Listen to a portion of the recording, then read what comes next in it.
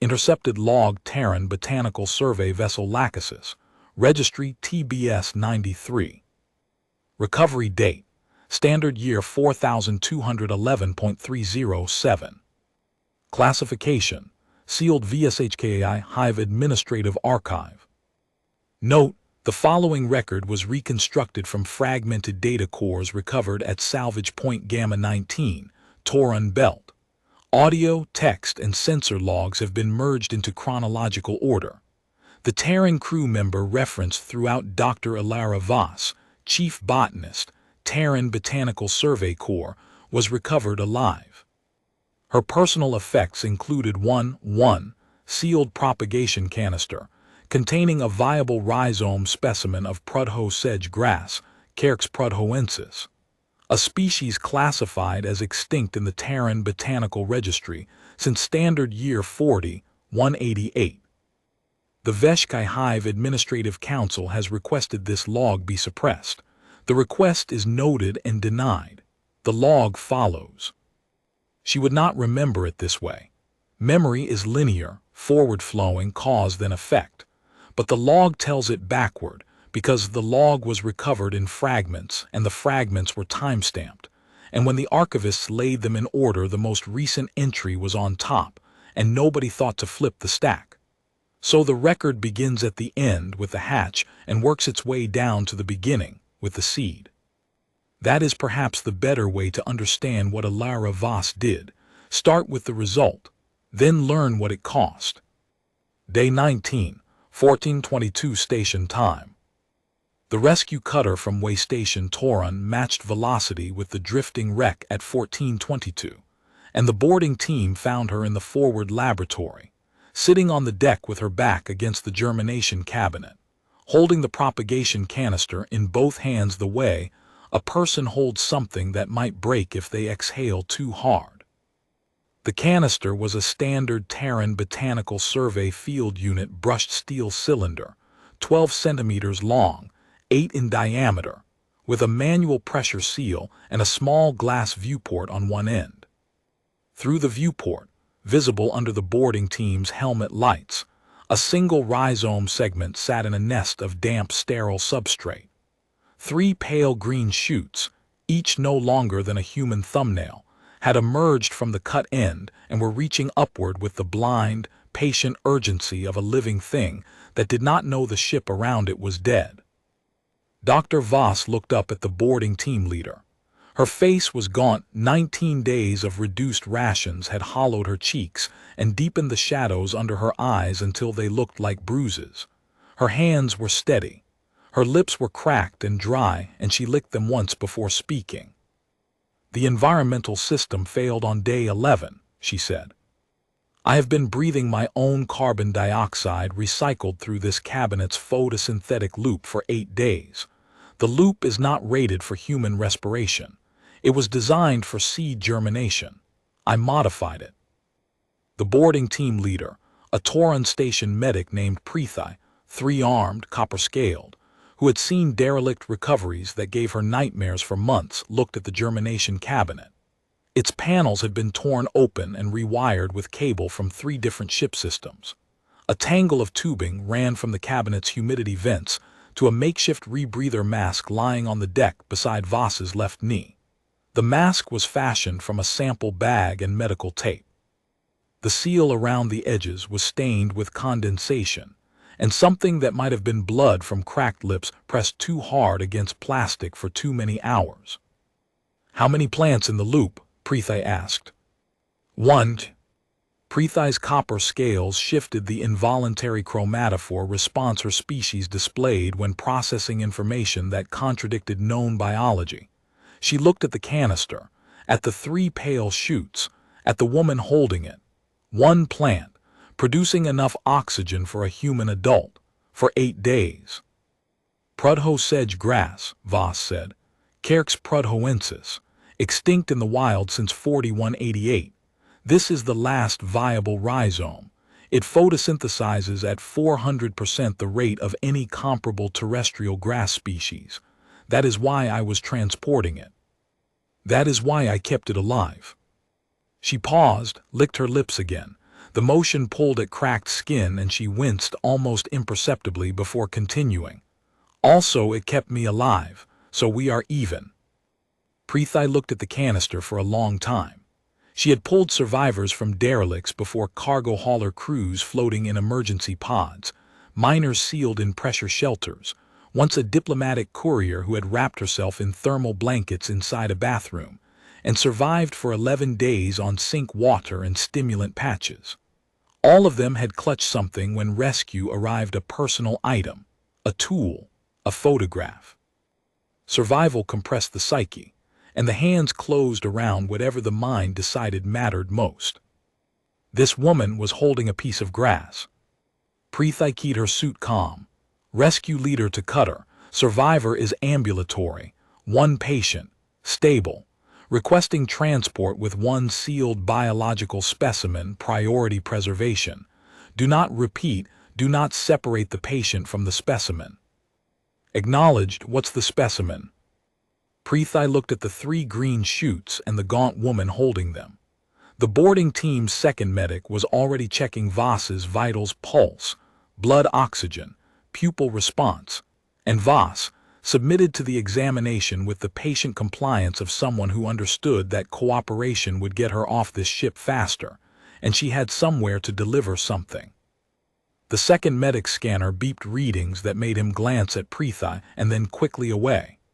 Blood oxygen at 84%, blood glucose dangerously low, cortisol levels consistent with sustained fight-or-flight response over weeks. A piece of grass, Preethai said, and a very stubborn human.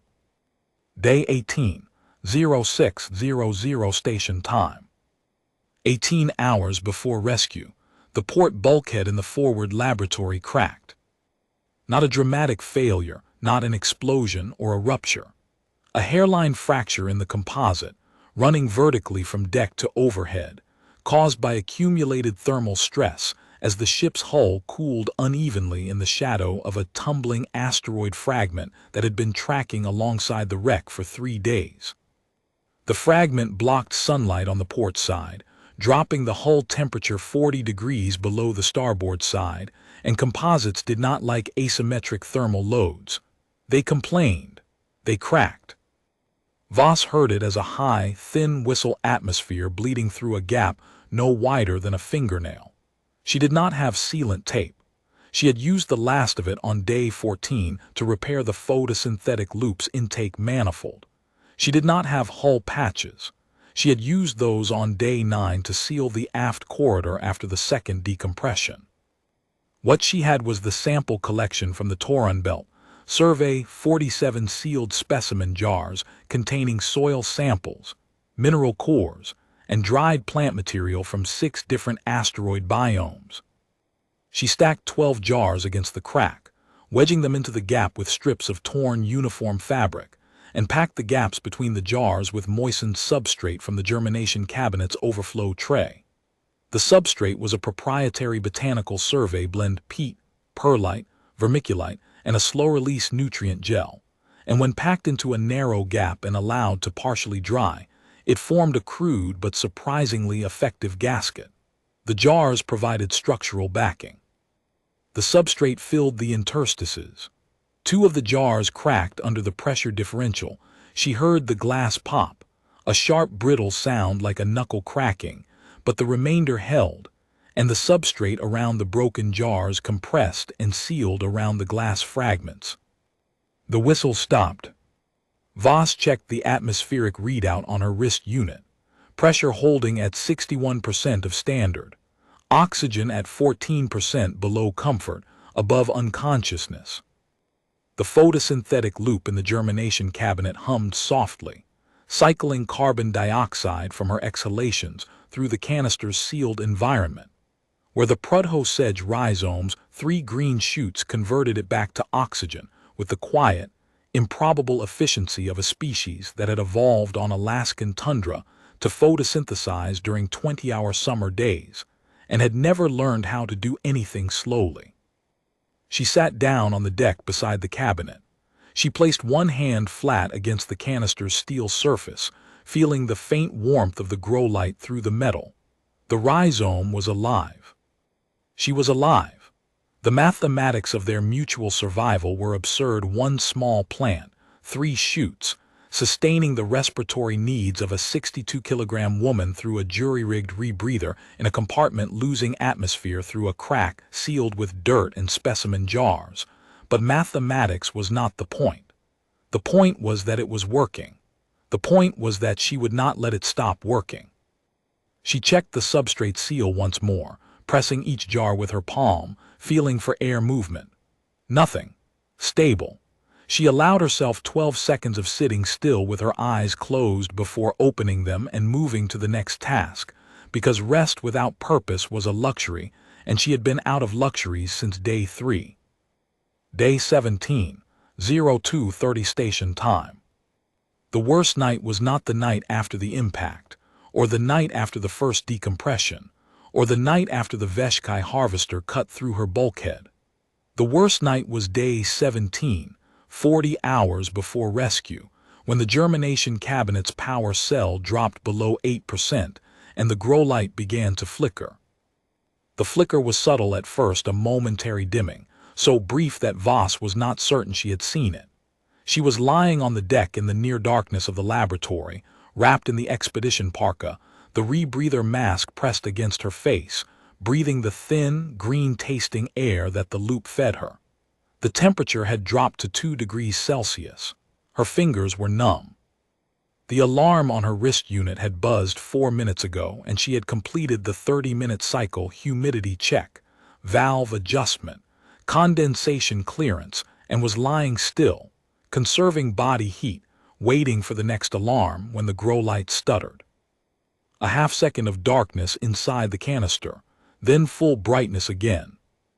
She sat up, pain in her ribs duller now than in the first week but still present, a deep ache that lived in the bone and surfaced when she moved too quickly. She crawled to the cabinet and checked the power cell's readout, 7.6%, drawing down at approximately 0.3% per hour. At that rate, the cell would reach 0 in 25 hours. The grow light would fail. Without the grow light, the rhizome would stop photosynthesizing within 4 hours as the canister's interior dropped below the minimum light threshold for chloroplast activation. Without photosynthesis, the oxygen in the canister would be consumed by the rhizome's own cellular respiration within 6 hours. Without the oxygen cycle, Voss would begin to feel the carbon dioxide accumulation in her own breathing within 8 hours, headache first, then confusion, then the slow gray drift into unconsciousness. 25 hours plus 8, 33 hours until the air killed her, assuming nothing else failed first. She did not know that rescue was 40 hours away. She could not know. The transponder's signal indicator still read 11%, unchanging, offering no confirmation that anyone had heard, no acknowledgement, no estimated arrival.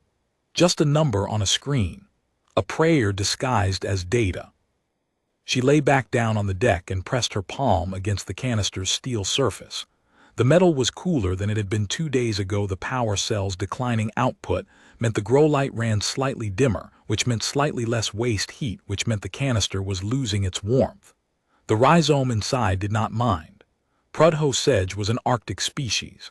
It was designed for cold. It had evolved in permafrost. 2 degrees Celsius was a summer afternoon on the North Slope. Voss was not designed for cold. Her body was losing heat through the deck plating at a rate that her metabolism, running on empty caloric reserves and minimal hydration, could not compensate.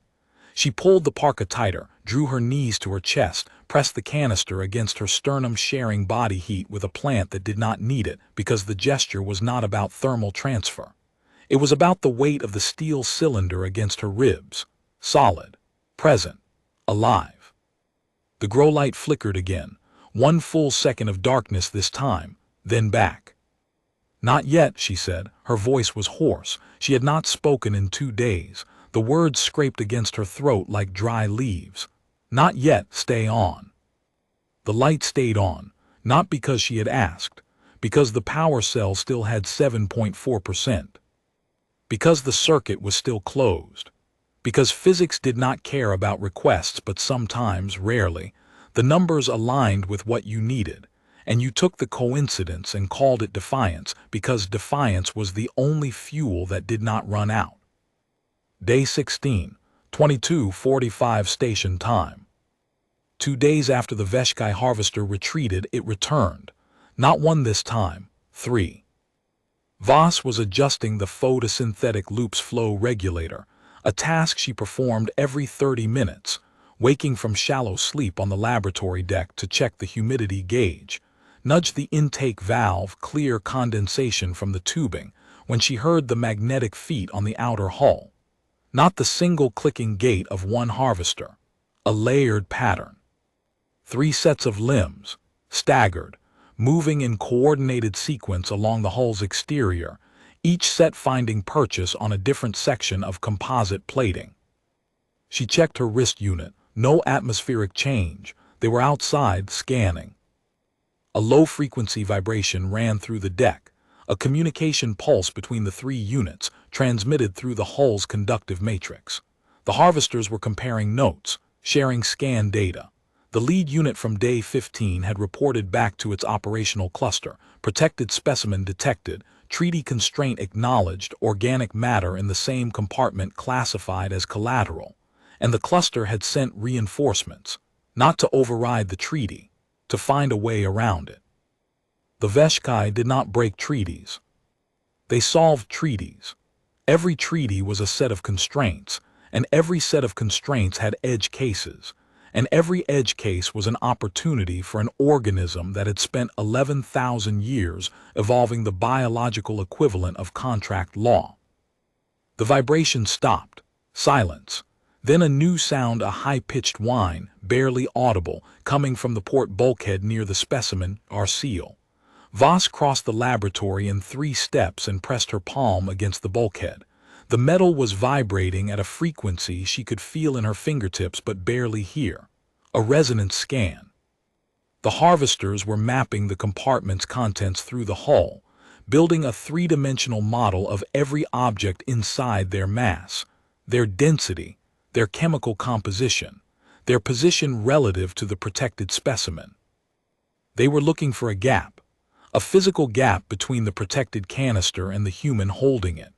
A distance, however small, that would allow them to classify the human as a separate target, harvestable independently of the protected specimen, without risk of collateral damage to the treaty-covered organism. Voss looked at the canister in her hands. She looked at the bulkhead. She understood what they were doing with the cold clarity of a woman who had spent 14 years studying biological systems, and understood that every organism, from a single-celled archaea to a Veshkai hive cluster, operated on the same fundamental principle. Acquire resources, avoid costs, optimize the ratio. She sat down on the deck with her back against the germination cabinet, placed the canister in her lap, and wrapped both arms around it. Then she pulled the rebreather mask over her face, ensuring that the surgical tubing running from her exhalations into the canister's atmosphere port was clearly visible, clearly functional, clearly connecting her respiratory system to the plant's photosynthetic system in a continuous, visible, physical loop. The resonance scan swept the compartment again, mapping her position, mapping the canister, mapping the tubing that connected them, finding no gap, finding no separation, finding one biological system, human and plant, animal and vegetable, consumer and producer, operating as a single integrated organism. 22 seconds of silence. The magnetic feet shifted on the outer hull. Then they withdrew, 3 sets of limbs retreating in the same coordinated sequence, the sound diminishing until the hull was quiet and Voss was alone again in the laboratory with the hum of the photosynthetic loop and the faint green presence of 3 shoots in a steel canister. She did not unclench her arms for another hour. When she did, the muscles in her shoulders seized and she had to work them loose one at a time, wincing, pressing her thumbs into the knots that had formed along her trapezius muscles, feeling the fascia release in small, painful increments. Her ribs ached. Her back ached. Her eyes burned from the low oxygen and the grow light's constant purple-white glare filtering through the canister viewport. She had not bathed in 16 days. She had not eaten in 3. She had not slept more than 27 consecutive minutes since the loop was built. She looked at the canister. Through the viewport, the 3 shoots stood upright in their substrate, photosynthesizing under the grow light with the same quiet, uncomplaining diligence they had displayed since day 4. They did not know about the Veshkai. They did not know about the hull crack or the decompressions or the dwindling power cell. They knew light and water and carbon dioxide, and they converted these into oxygen and biomass with the unconditional focus of organisms that had never learned how to do anything but grow. They were the most reliable partner she had ever had. "Same time tomorrow," she said to them. Her voice was barely a whisper. The shoots did not answer, but the humidity gauge held steady at 61%, and that was answer enough. Day 15, 09:30 station time. The Veshkai found her on day 15. She had known they would come eventually. The Lachesis had been disabled in Veshkai-claimed space. The Taurun belt was technically a disputed zone, but the Veshkai hive treated disputed the way a dog treats shared food bowl. Their patrol drones swept the belt on a 6-day cycle, and the Lachesis, drifting without power or propulsion, was exactly the kind of inert object that their scanners were built to detect, classify, and process. The lead harvester entered through the aft cargo bay, the section of the ship that had been open to vacuum since day 3, when the initial impact had torn the stern apart. Voss heard it through the sealed bulkhead that separated the forward laboratory from the ruined aft section. A low, resonant hum, mechanical, steady, the sound of articulated limbs finding purchase on twisted deck plating and magnetic feet locking onto hull composite with small, precise clicks. She recognized the sound. Veshkai harvesters, autonomous biological material collection units deployed by the hive to strip organic matter from derelicts for processing into the hive's nutrient substrate. The Veshkai were not scavengers in the economic sense. They did not sell what they collected. They consumed it.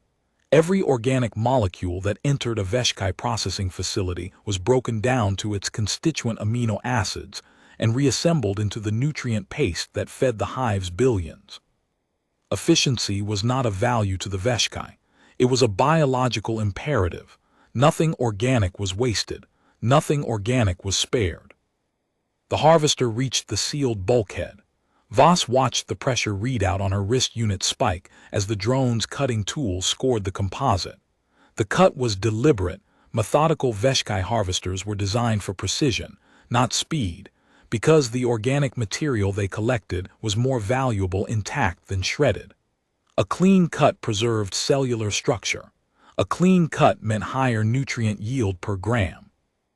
The orange line of the cutting beam traced a rectangle on the bulkhead's surface, with the geometric exactness of a machine that had performed this operation 10,000 times and found no reason to improve upon perfection.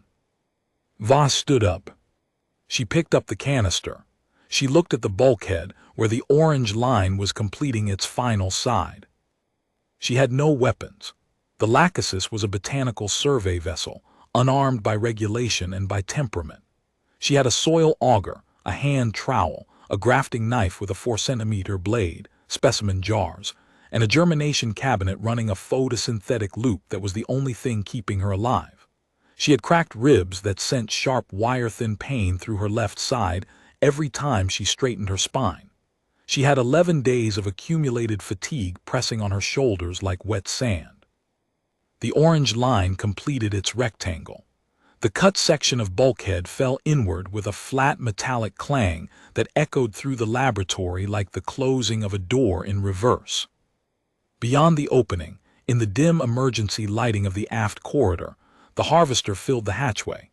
It was roughly 2 meters tall, segmented, with 6 articulated limbs ending in specialized toolheads, cutters, grippers, sampling probes, and a wide-aperture organic scanner that swept the laboratory in a single pass, cataloging every biological molecule in the room. The scanner locked onto the canister in her hands, then onto her. Voss felt the scan as a warmth on her skin, the scanner's broad-spectrum sweep exciting surface molecules, raising skin temperature by a fraction of a degree. The harvester's processing core was evaluating her. 62 kilograms of organic matter, water, protein, fat, minerals, trace elements.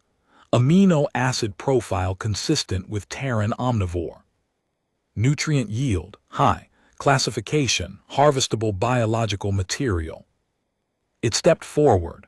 One limb extended a gripper, articulated at 3 joints, opening with the smooth precision of surgical forceps. Voss did not step back. She held the canister up, viewport facing the harvester's scanner array, and spoke in a clear, measured voice that did not shake because she would not permit it to shake. This specimen is Carex prudhoensis, the last viable sample of an extinct Terran grass species. It is classified under the Galactic Biodiversity Preservation Accord, Article 17, as a protected irreplaceable genetic resource. Any entity that destroys, consumes, or processes a protected irreplaceable genetic resource is subject to immediate interdiction by every signatory species. The Veshkai hive is a signatory. The harvester paused. Its gripper retracted 2 centimeters. Its scanner swept the canister, penetrating the steel housing, reading the rhizome's cellular structure, the substrate's composition, the 3 green shoots' chloroplast density. The rhizome inside was, objectively, a small piece of root tissue with 3 green shoots. Its total mass was approximately 11 grams. Its nutrient yield, if processed, would be negligible, barely enough to register in the hive's intake metrics. But the classification was real. Article 17 was real. And the Veshkai, whatever their appetite for organic matter, were meticulous about treaty compliance, because treaty violations triggered interdictions, and interdictions disrupted harvesting operations across entire sectors, and disrupted harvesting operations meant reduced nutrient input, and reduced nutrient input meant segments of the hive going hungry, and hungry hive segments made poor decisions, and poor decisions compounded. And the Veshkai had survived as a species for 11,000 years by never allowing a single poor decision to cascade. The harvester retracted its gripper fully. Its scanner swept the canister again, then swept Voss. It was recalculating. The canister was protected. The human holding the canister was not independently protected under Article 17. The article covered genetic resources, not their carriers. But the human was physically holding the canister. Harvesting the human would require separating her from the canister, and any separation procedure risked damage to the canister's contents, and damage to a protected irreplaceable genetic resource was a treaty violation regardless of intent. The harvester stood motionless for 11 seconds. Its processing indicator, a small amber light on the ventral thorax, flickered in rapid, irregular bursts as its classification architecture cycled through options. Then it turned, the segmented body rotating on its central axis with insectal fluidity, and withdrew through the cut hatchway. Its magnetic feet clicked on the deck plating in precise, retreating rhythm. The sound faded. The corridor fell silent. Voss exhaled. Her hands were shaking. She tightened her grip on the canister and felt the warmth of the grow light through the steel. The metal was blood warm, the same temperature as her palms. "You and me," she said to the 3 green shoots visible through the viewport. "We are going to have a very long conversation about mutual dependency when this is over." The shoots did not respond. They were busy photosynthesizing. They had work to do. Day 13, 1800 station time. 2 days before the Veshkai arrived, Ilara Voss ate her last meal. Half a protein bar. She broke it along the scored line in the center, wrapped the second half in its foil packaging, tucked it into the canister rack storage shelf for tomorrow, and ate the first half in small, deliberate bites, chewing each piece until it dissolved because efficient digestion extracted more calories per gram, and she could not afford to waste a single one. The bar tasted like compressed chalk with a faint chemical approximation of peanut flavor. It was the best thing she had ever eaten, because it was the last thing she would eat for 6 days, and the last of anything carries a weight that transforms it. She drank 100 milliliters of water, real water, from the ration pouch's the last pouch. From tomorrow onward, her only water source would be the condensation from the photosynthetic loop, which produced roughly 200 milliliters per day of flat, mineral-tasting liquid that she collected in a specimen jar placed under the tubing's lowest drip point. She calculated 13 days of half rations consumed, 6 days of no rations ahead, assuming rescue on day 19, and she had no reason to assume rescue on day 19. She had no reason to assume rescue at all. The transponder might be broadcasting into dead space. The directional antenna might be aimed 2 degrees off the way station's actual orbital position, which at the distances involved would put the signal cone several thousand kilometers wide of the target. She might die on day 20, or day 25, or day 30, alone in a dark laboratory breathing through a piece of grass. She looked at the 3 chutes in the canister. They were taller now. The first chute had reached nearly 3 centimeters, a pale green blade curving slightly toward the grow light with the characteristic arc of a grass stalk finding its angle.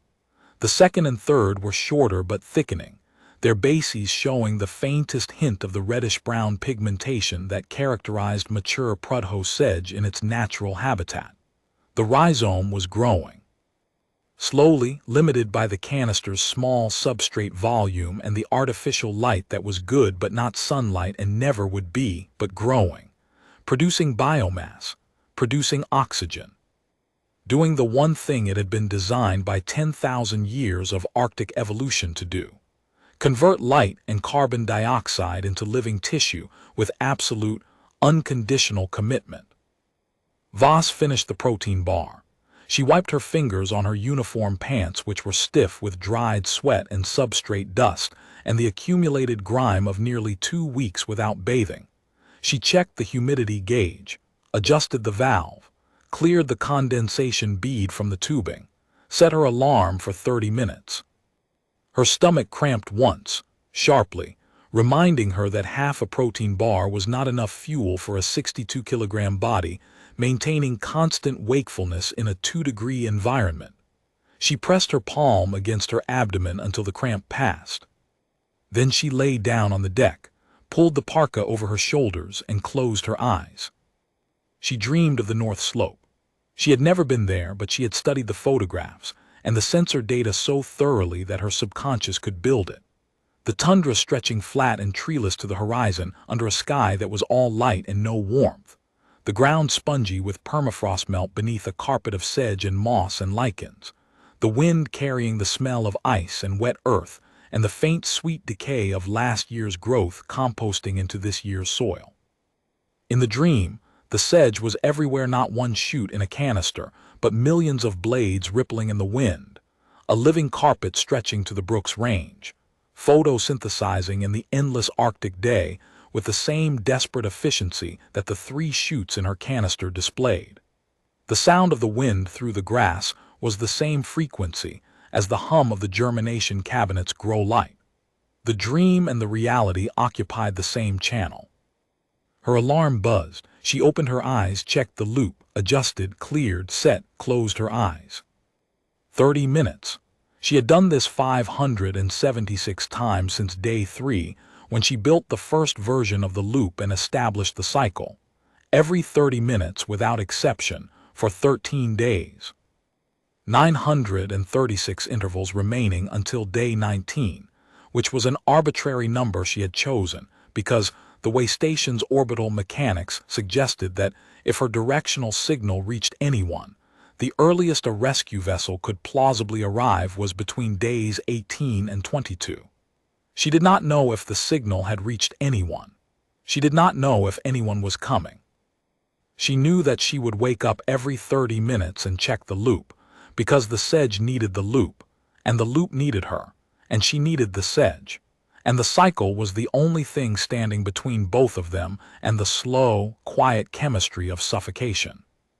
30 minutes, 19 days, 576 down, 936 to go, or more, or forever. The alarm did not care which. Day 12, 2015 station time. 3 days before the Veshkai, the photosynthetic loop failed for the second time. The failure was mechanical, a cracked junction in the humidity recirculation line, caused by thermal cycling as the ship rotated slowly in sunlight and shadow. The junction was a standard polymer fitting rated for stable environment operation, not for the 20-degree temperature swings of an unpowered vessel tumbling through the Taurun belt. It had cracked on day 10, and Voss had repaired it with medical tape and epoxy from the first aid kit. The repair held for 48 hours. Then the tape adhesive degraded under the repeated thermal stress and the junction cracked again, wider this time, and the humidity circuit lost pressure, and the loop stopped cycling. Without the loop, the canister's internal atmosphere would saturate with carbon dioxide within 6 hours. The rhizome would suffocate, and without the rhizome photosynthesizing, Voss's own oxygen supply would dwindle as the laboratory's sealed atmosphere slowly converted to carbon dioxide through her breathing with no mechanism to convert it back. The rhizome would die first, then she would follow, 2 organisms in a sealed box, each dependent on the other's chemistry, each doomed by the failure of a polymer fitting the size of a human thumb. Voss did not have replacement fittings. She did not have compatible polymer stock. What she had was a grafting knife, a hand trowel, the remains of the first aid kit, 47 specimen jars, and a 14-year career in field botany that had taught her one essential truth: every problem was a plumbing problem if you thought about it long enough. She cut a section of surgical tubing from the first aid kit's IV line, the last IV line, the one she had been saving in case she needed fluid replacement if her kidneys began to fail from dehydration. She fitted the tubing over the cracked junction, seated it carefully with her fingers until the inner diameter gripped the fitting's outer surface, and secured it with wire stripped from the germination cabinet's temperature sensor. She pressurized the line by blowing into the intake port with slow, measured breaths. Too fast would pop the tubing off the junction. Too slow would not build enough pressure, until the humidity gauge on the canister's display panel ticked upward from 12% to 40, then 50, then 61, the rhizome's preferred germination range. The loop resumed. The canister's internal atmosphere cleared. The 3 green shoots, which had begun to curl slightly at the tips, the first visible sign of carbon dioxide stress, a drooping at the terminal millimeter that Voss recognized from years of greenhouse, worked the way a parent recognizes the first flush of fever in a child's face, straightened over the next 4 hours with the slow, deliberate motion of living things pulling back from the edge.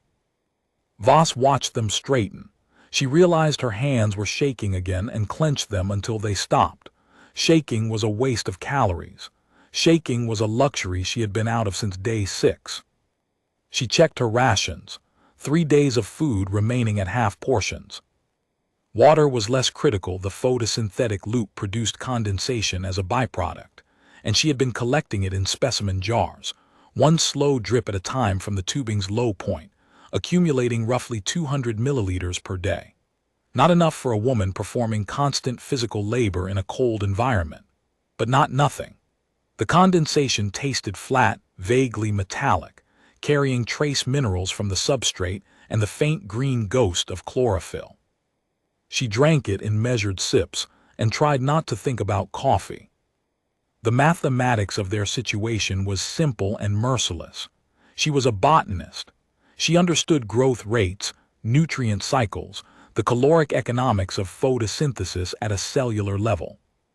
She understood that the proto-sedge rhizome in the canister was converting carbon dioxide to oxygen at a rate that should not have been sufficient for human respiration. The numbers did not work. Not for a single plant with 3 shoots in a 12-centimeter canister. feeding a rebreather loop designed for seed germination. Not for a 62-kilogram woman, whose resting metabolic rate demanded 250 milliliters of oxygen per minute at standard atmospheric conditions. But the sedge was not an ordinary grass.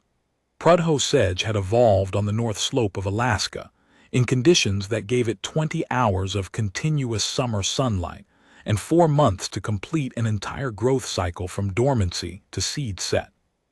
It had adapted by photosynthesizing at a rate that no temperate or tropical species could match, cramming an entire season's worth of carbon fixation into a few frantic weeks of midnight sun.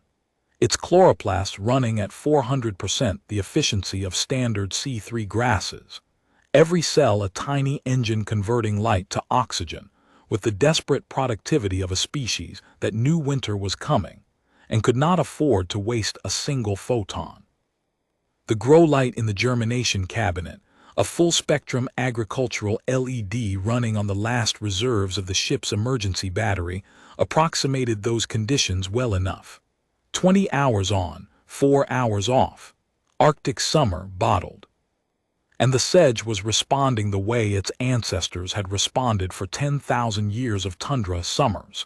It was photosynthesizing as though the light might disappear at any moment, because in its evolutionary memory, it always did. Day 11, 0722 station time. The forward section's residual atmosphere crossed the threshold on day 11. Voss felt it before the wrist unit confirmed it, a heaviness in her breathing, a dull pressure behind her eyes, a sluggishness in her thoughts that felt like trying to read through dirty glass. She checked the readout. Carbon dioxide concentration, 3.2%. The threshold for cognitive impairment was 3%. She had crossed it sometime during the night, probably around 0400, while she slept in 30-minute fragments between loop adjustments. The forward section's original atmospheric volume had been sustaining her since day 3, 8 days of breathing in a sealed compartment with no environmental recycling system.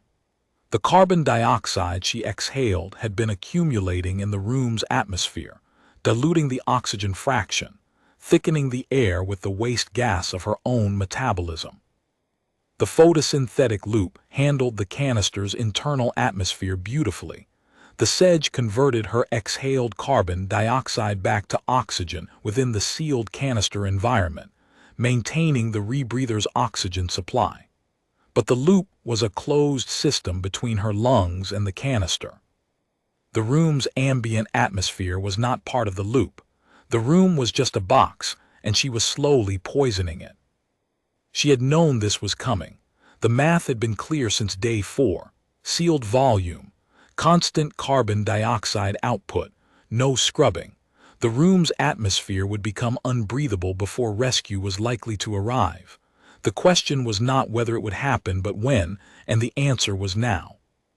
She could extend the breathable window by reducing her metabolic rate, sleeping more, moving less, minimizing exertion. But she could not reduce it to 0. She was alive. Alive things metabolize. Metabolism produces carbon dioxide. Carbon dioxide accumulates. Unless you root it somewhere useful. She modified the loop. It took 3 hours of painstaking work, rerouting the intake tubing from the rebreather mask to a wider bore collection funnel fashioned from a specimen jar with the bottom cut out, positioning the funnel near the ceiling where carbon dioxide concentration was highest due to the laboratory's slightly positive pressure gradient, and connecting the funnel's output to the canister's atmosphere intake through a manifold of surgical tubing held together with wire and medical tape and the grim, meticulous precision of a woman who understood that sloppy plumbing was the same as no plumbing. The modified loop drew carbon dioxide-rich air from the room's upper atmosphere, fed it through the canister where the sedge converted it to oxygen, and exhausted the oxygen-enriched air back into the room through the humidity vents. It was not a proper environmental system. The flow rate was too low. The sedge's conversion capacity was limited. But it shifted the equilibrium. Instead of carbon dioxide accumulating unchecked, It now accumulated slowly, with the sedge shaving off a fraction of the excess with each cycle. The wrist unit's readout dropped from 3.2% to 3 over the next 6 hours, then to 2.9, then held at 2.8, oscillating between 2.7 and 2.9 as the sedge's photosynthetic rate fluctuated with the grow light's 20-hour cycle. Not ideal, not comfortable, but stable. Breathable, survivable, if survival meant functioning at 90% cognitive capacity, with a persistent low-grade headache, and the knowledge that the margin between stable and lethal was 3 green shoots in a steel cylinder. Voss sat on the deck and pressed her palm against the canister. The metal was warm, the shoots were steady, the loop hummed. "Faster," she whispered. Not a command, a request. The sedge photosynthesized at 400% the rate of normal grass, and she was asking it to do more. And she knew that asking a plant to work harder was absurd, but the alternative was asking the laws of thermodynamics to make an exception, and thermodynamics had a worse track record with requests than plants did. Day 9, 11:40 station time. 6 days before the Veshkai, the second decompression. The aft bulkhead between the laboratory and the ruined engine section had been holding since day 3, sealed by the emergency isolation system's explosive bolts. But the bolts had been damaged in the initial impact, hairline fractures in the pyrotechnic charge housings, invisible to external inspection, weakening with every thermal cycle as the ship rotated from sunlight to shadow and back. On day 9, the accumulated stress exceeded the fractured housing's yield point, and 3 of the 8 bolts let go simultaneously. The hatch did not blow, it buckled, bending inward along the line of the 3 failed bolts, opening a gap between the hatch frame and the seal that was roughly the width of 2 fingers.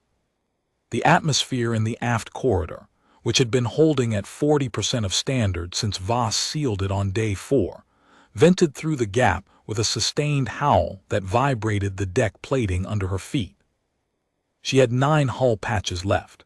Standard Terran Survey issue adhesive-backed composite squares, 20 centimeters on a side, rated for temporary pressure repair in shirt-sleeve environments.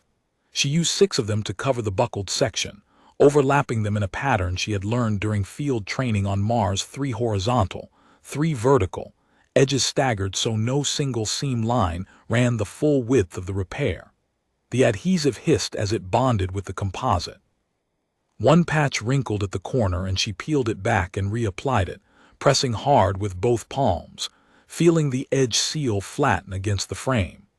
The remaining 3 patches she tucked into her uniform's thigh pocket, where they sat against her leg like cards in a hand she could not afford to play. The repair held. Pressure in the laboratory stabilized at 68%. Oxygen at 16%, the low end of functional, the high end of unpleasant.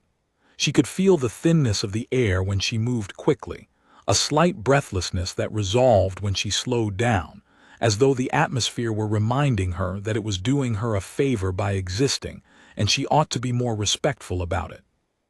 She checked the canister. The rhizome was undisturbed. The 3 shoots stood upright in their substrate nest, pale green and steady, unbothered by the decompression that had just rearranged the atmospheric physics of the room they occupied. Plants did not panic. Plants did not calculate survival odds or run worst-case scenarios or wake at 3 in the morning wondering if the hull patches would hold. Plants simply grew toward the light and trusted the chemistry to work. Voss envied them, briefly. Then she went back to work because envy was also a luxury and she had a humidity gauge to adjust. The second decompression had cost her materials. She could not replace 6 hull patches, reduced her reserves to 3, and 3 patches would barely cover a single hatch panel if the main bulkhead failed. She inventoried what remained. 3 patches, half a roll of medical tape, the grafting knife, the trowel, 35 specimen jars still sealed, the parka on her back and the uniform beneath it, a pencil stub, a field notebook with 12 blank pages, 2/3 of the first aid kit, the rest had been cannibalized for tubing and wire. The germination cabinet with its single occupied canister. And the rhizome itself, 11 grams of living tissue that was simultaneously the most fragile and the most important object on the ship. She made a list in the field notebook, 2 columns, have and need. The need column was long, the have column was short. But every item in the have column was something she could use for multiple purposes. The grafting knife cut tubing and stripped wire, and served as a screwdriver when angled correctly.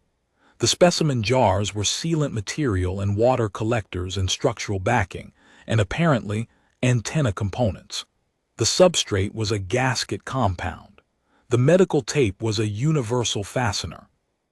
Even the field notebook had value. The paper could be wadded and stuffed into small gaps as packing material, and the pencil could mark alignment points on improvised components. Everything had more than one use. Everything served a purpose beyond its original design. That was not resourcefulness. That was just how humans thought. Objects were not their labels. Objects were their properties. A jar was not just a jar. A jar was glass and steel and cylindrical geometry and pressure resistance and reflectivity and mass, and the 10,000 things you could do with those properties if you refused to be limited by the name someone had printed on the label.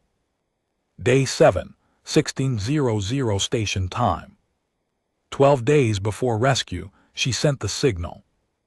Not a distress call. The Lachesis' communication array had been destroyed in the initial impact, along with the stern, the engines, half the cargo bay, and the secondary life support system.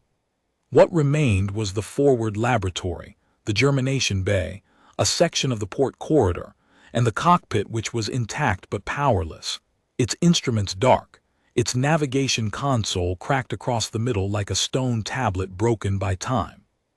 But the cockpit's emergency transponder was battery-powered and independent of the main electrical system. A single-frequency beacon, broadcasting the ship's registry number and position on a loop, drawing from a battery rated for 60 days of continuous operation. The transponder had activated automatically on impact and had been broadcasting since day 1. But single-frequency beacons had limited range, and the Taurun belt was a cluttered mess of mineral-dense asteroids that scattered and absorbed radio signals the way a forest floor absorbs rainfall, some getting through, most lost to the canopy.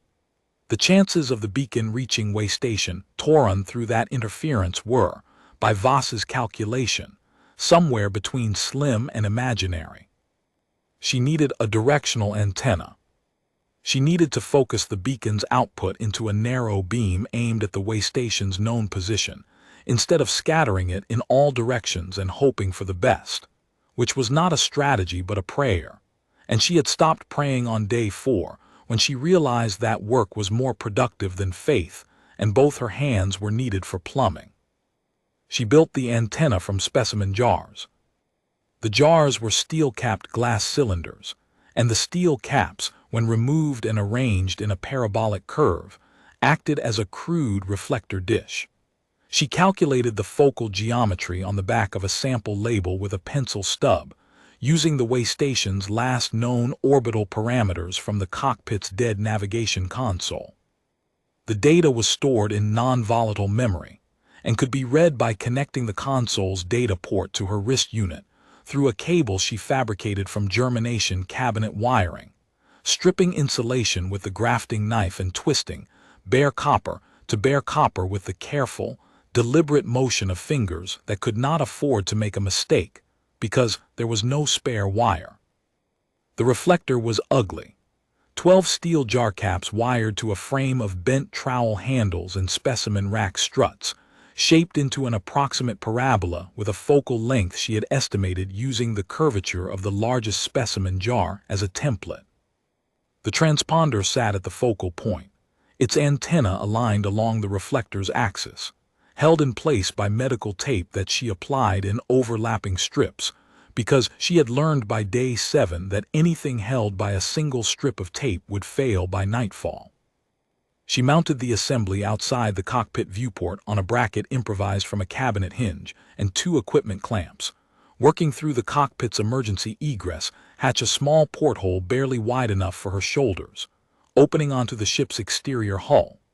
The Taurus belt's asteroids drifted past in slow, silent procession beyond the hull's edge, gray and brown, and occasionally glinting with mineral veins that caught the distant sun.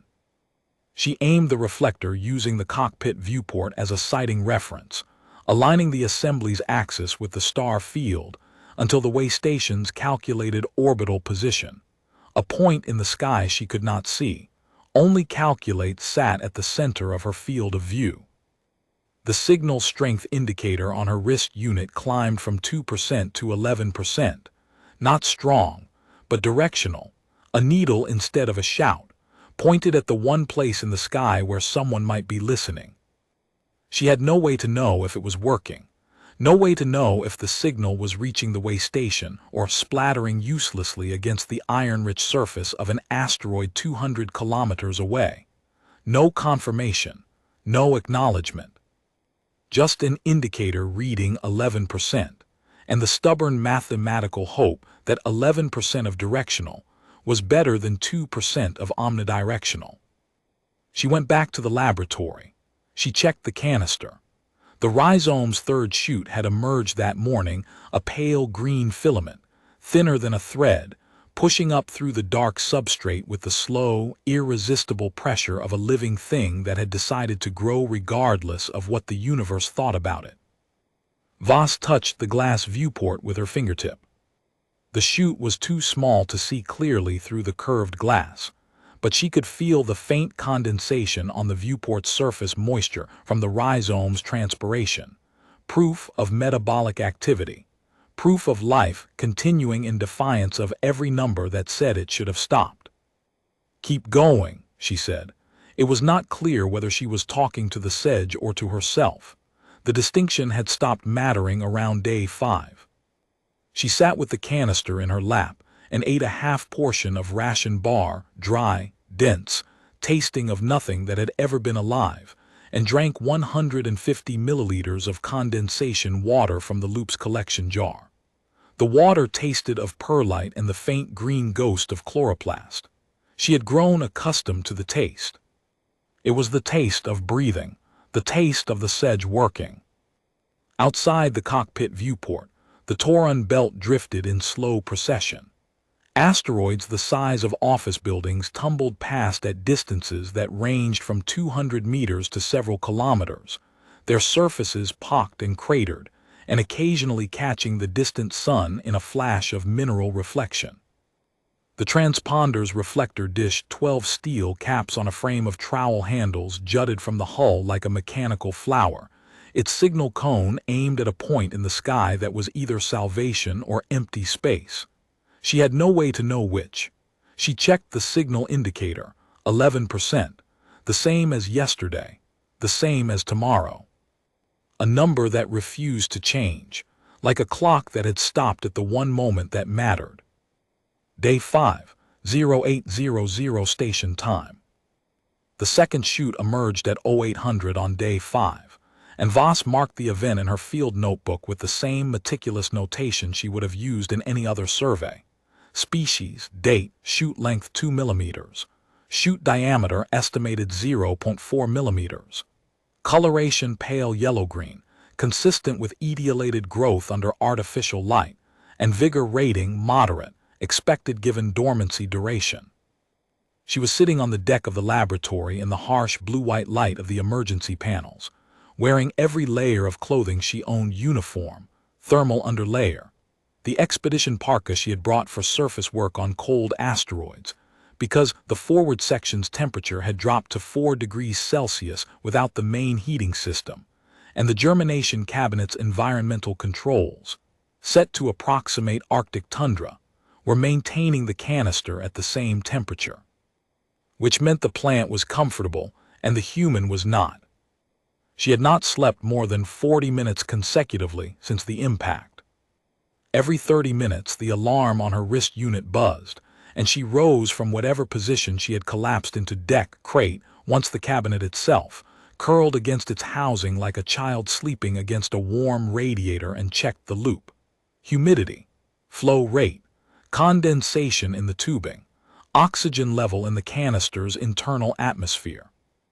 She had developed a sequence: eyes on the humidity gauge, finger on the intake valve, thumb clearing the condensation bead that formed at the tubing's lowest point, ears listening for the faint hiss that would indicate a leak. 30 seconds of work every 30 minutes. It should have been nothing. After 5 days, it felt like the rhythm of the universe, the metronome that kept everything from stopping.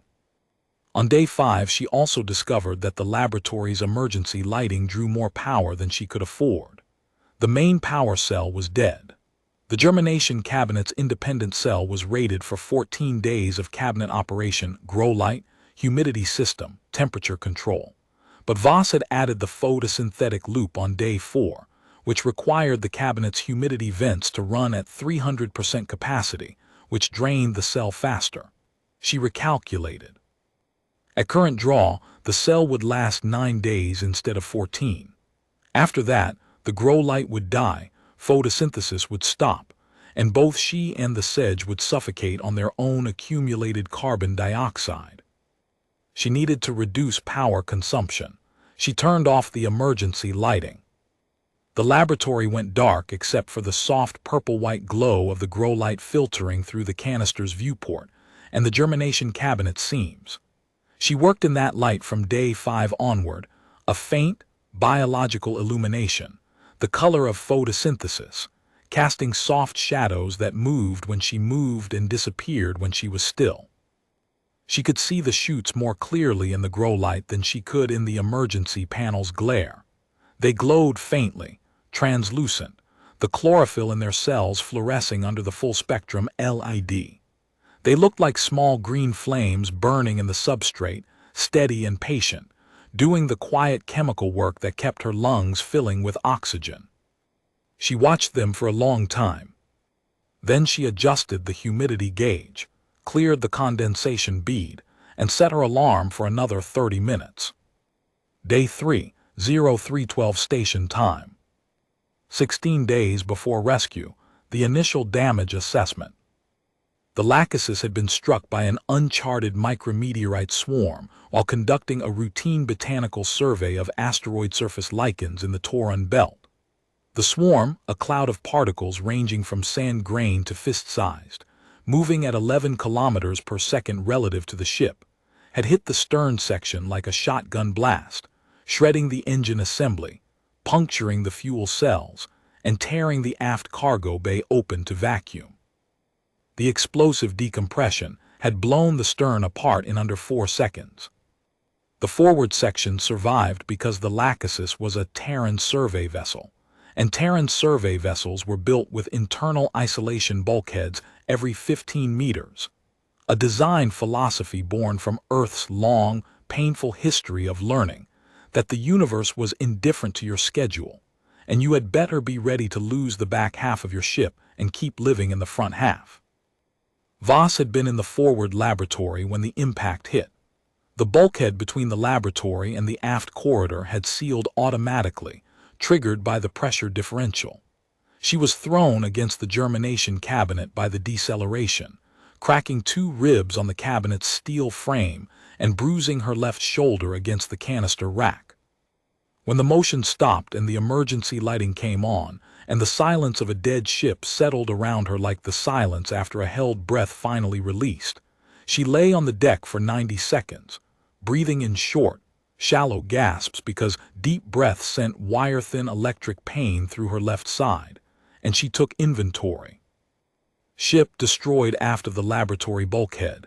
Engines gone, fuel gone, communications gone, aft life support gone.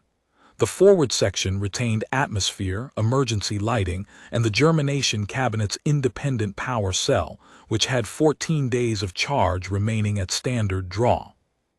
Injuries: 2 cracked ribs left side, 3rd and 4th. Contusion left shoulder.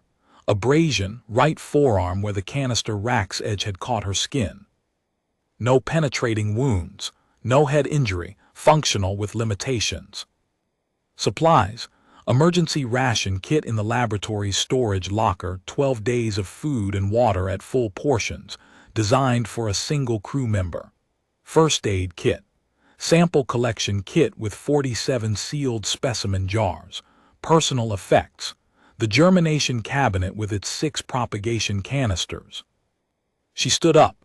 The pain in her ribs turned standing into a negotiation, her body protesting in sharp, bright language, her mind overruling with the calm authority of a woman who had spent 14 years doing field work on planets that did not care about her comfort. She moved to the germination cabinet and checked each canister in order, running her fingers along the seals, pressing each pressure indicator, checking each glass viewport for cracks. 6 canisters. 5 were empty, their specimens had been planted on site during the Toron survey, and the canisters cleaned and prepped for the next collection. The 6th held the photosynthesis rhizome. She lifted it out of the rack and held it up to the emergency light. Through the viewport, the rhizome sat in its substrate bed, a gnarled segment of root tissue approximately 5 centimeters long and 2 in diameter, dried and dormant, looking like nothing more remarkable than a small piece of driftwood. No shoots, no green, no visible sign of life. Just cellular potential, locked in stasis, waiting for moisture and light and warmth and the chemical signal that said grow. The rhizome had been collected 11 months ago from a seed bank vault on Svalbard Station, one of the last repositories of pre-extinction Terran plant genetics. Photosynthesis had gone extinct in the wild when the North Slope permafrost melted in the 4180s, releasing millennia of stored methane and converting the tundra ecosystem into something unrecognizable. The seed banks had preserved samples. One by one, over decades, the samples had degraded, failed viability tests, been consumed by fungal contamination or lost to equipment failures or simply desiccated past the point of resurrection. This rhizome, collected from the Svalbard Vault's deep freeze archive, tested viable by 3 independent assays, transferred to Voss's care for transport to the Galactic Botanical Preserve on Meridian Station, was the last of a species. 11 grams of root tissue in a steel canister, held by a woman with cracked ribs on a broken ship in a debris field that nobody knew existed. Voss put the canister back in the rack. She sealed the atmosphere on the aft corridor using emergency hatches and hull patches from the storage locker. She splinted her ribs with medical tape from the first aid kit, wrapping the tape tight around her lower thorax in overlapping bands until the pain when she breathed dropped from sharp to dull, from protest to complaint, from something that stopped her to something she could work through. She sat down on the deck, pressed her back against the germination cabinet's cool steel housing, and thought. She thought about the sedge, about the North Slope, which she had never seen, which existed now only in data cores and genetic archives, and the cellular memory of this one rhizome. About the fact that she was probably going to die on this ship unless someone heard the transponder, and the transponder was broadcasting into a mineral-dense asteroid field that might absorb the signal completely, and nobody would know she was missing for at least 72 hours. She thought about the sealed compartment she was sitting in. Without the aft life support system, the forward section's air would gradually convert to carbon dioxide as she breathed. In a sealed volume of this size, breathable atmosphere would last approximately 6 days before CO2 concentration reached levels that caused headaches and cognitive impairment, 8 days before it caused confusion and loss of motor control, 10 days before it caused unconsciousness, 11 before it killed her. Unless she found a way to convert carbon dioxide back to oxygen. She looked at the germination cabinet, at the grow light, at the canister with the dormant rhizome. The idea arrived not as a flash of inspiration but as a slow unfolding. The way a root finds water not by knowing where the water is, but by growing in every direction until it encounters moisture and then growing toward it with everything it has. She did not think I will use the plant to breathe. She thought, the plant converts carbon dioxide to oxygen. I produce carbon dioxide and need oxygen. We are complementary systems. We are two halves of the same equation. The oldest equation in biology, the one that had sustained life on Earth for 3 billion years before humans ever existed, photosynthesis and respiration.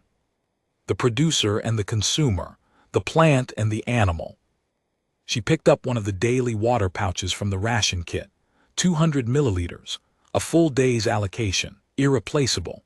She held it for a moment, feeling the weight of the water in the flexible pouch, calculating what it meant to pour drinking water into a plant canister instead of into her own body. Dehydration timelines, cognitive decline curves, kidney function thresholds, all the numbers said keep the water, drink it. The plant is cargo, you are the crew comes first. She opened the cabinet. She removed the canister from its rack. She poured the full 200 milliliters into the canister's substrate intake port without hesitation, because the numbers were right and the numbers were also irrelevant. The rhizome needed moisture to break dormancy. She needed the rhizome to break dormancy.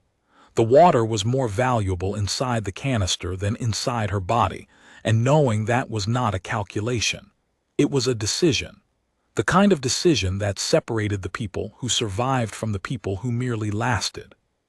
She set the grow light to full spectrum, maximum intensity, 20-hour cycle. Arctic summer conditions. The LED hummed softly, warming the canister's interior, saturating the substrate with light. Then she began building the rebreather loop, connecting the cabinet's humidity exhaust port to the sample bag she fashioned into a mask, routing her exhalations through surgical tubing into the canister's atmosphere intake, so that her carbon dioxide fed the rhizome and the rhizome's oxygen, when, and if it began photosynthesizing, would feed her. The loop was crude. The connections leaked. The flow rates were guesswork. But it was built, and it was connected, and when she pressed the mask to her face and breathed out into the tubing for the first time, she felt the faint resistance of the canister's internal pressure pushing back against her exhalation, accepting the carbon dioxide, taking it in. She waited 18 hours, checking every 30 minutes, adjusting. Clearing condensation, waiting. The first shoot emerged on the morning of day 4, a pale green thread, barely visible, pushing up through dark substrate toward the grow light with the slow, relentless urgency of a species that had survived 10,000 Arctic winters by knowing that when the light came, you grew. You did not wait. You did not calculate odds. You grew. Voss saw it through the viewport, and something in her chest shifted, not a physical sensation, but something deeper, something that lived in the same place where grief and relief occupied adjacent rooms. The shoot was alive. The rhizome was alive. The equation was beginning to balance. She adjusted the humidity, cleared the condensation, set her alarm for 30 minutes, and breathed. Archival note: VSHKAI Hive Administrative Council. The preceding log has been reviewed by the Hive Administrative Council for classification purposes. Standard biological incident taxonomy requires assignment to one of 612 behavioral categories. The Council's initial classification: adaptive stress response, subtype prolonged Terran variant. This classification was challenged by archivist Ul Venn, who noted that the behavioral pattern did not fit the adaptive stress response model. Adaptive stress response predicted resource conservation behavior, reduced activity, metabolic suppression, abandonment of non-essential objectives. The subject exhibited the opposite: increased activity, elevated metabolic expenditure, and deliberate sacrifice of critical resources. Drinking water diverted to a plant, medical supplies repurposed for plumbing, food reduced below survival baseline to extend survival window. The subject refused to abandon a non-essential objective, the preservation of one small plant, even when doing so would have reduced energy expenditure and marginally increased individual survival probability. Revised classification attempted: parental investment behavior, subtype interspecies. Challenged: the subject was not the rhizome's parent. The subject and the rhizome were not members of the same species, the same kingdom, or the same domain of life. They were separated by approximately 1.5 billion years of evolutionary divergence. Parental investment behavior required genetic or social kinship. No such kinship existed between a Terran primate and an Arctic sedge grass. Revised classification attempted. Mutual symbiosis, subtype obligate. Challenged. Obligate symbiosis implied evolutionary coadaptation over generations. The relationship between the subject and the rhizome was improvised under emergency conditions in a matter of hours. No evolutionary coadaptation was present. The subject created the symbiotic relationship deliberately, using engineering and botanical knowledge, in the field under duress, with broken ribs and no sleep, and a 30-minute maintenance cycle that she maintained for 19 consecutive days without missing a single interval. Revised classification attempted. Desperation behavior, subtype terminal. Challenged by archivist Ulven with unusual firmness. The subject's behavior was not desperate. Desperation implied loss of rational judgment. The subject's judgment was precise, measured, and consistently effective. Every modification she made to the germination cabinet worked. Every repair held. Every decision, from sacrificing drinking water for the rhizome to invoking Article 17 against a harvester, was calculated and successful. This was not the behavior of an organism in terminal desperation. It was the behavior of an organism that had decided what mattered and refused to yield on it. Revised classification attempted. None. The Council was unable to classify the behavior. 612 behavioral categories, refined over 11,000 years of Veshkai biological science, and none of them contained a framework for what Alara Voss did. The archivist's final note, appended to the record. The Terran created a symbiotic relationship with an organism from a different kingdom of life, in a sealed room on a dead ship, using tools designed for gardening. She then defended that relationship against our harvesters by holding the plant against her body and making herself inseparable from it, so that harvesting her meant destroying the protected specimen, and destroying the protected specimen meant a treaty violation that would cost the hive more than one human was worth. We could not classify her behavior because our taxonomy assumes that survival is an individual objective. The Terran did not treat survival as an individual objective. She treated it as a collaborative project between herself and 11 grams of root tissue. Addendum by Senior Archivist Threschul. Create new category, Category 613. Label, Terran Defiance Biological Partnership under Duress. Note, this category may require subdivision as additional Terran behavioral data is collected. Preliminary evidence suggests that the behavior is not anomalous. It may be species typical. Final note, WSTTONTORUNN Medical Log. Patient, Dr. Alara Voss, Terran Botanical Survey Corps. Admitted, Standard Year 4211.307, 16, 40 Station Time. Condition on admission: dehydration moderate, malnutrition moderate, 2 healed rib fractures left side 3rd and 4th, days 16-19 post-injury, hypothermia mild, resolved during transport, lip lacerations minor, consistent with prolonged mask use, corneal irritation minor, consistent with reduced oxygen atmosphere exposure, muscle atrophy and lower extremities consistent with limited mobility in confined space. Treatment: IV hydration, nutritional supplementation, rib imaging, healed, no intervention required, topical wound care. Discharged after 4 days of observation. Full recovery expected.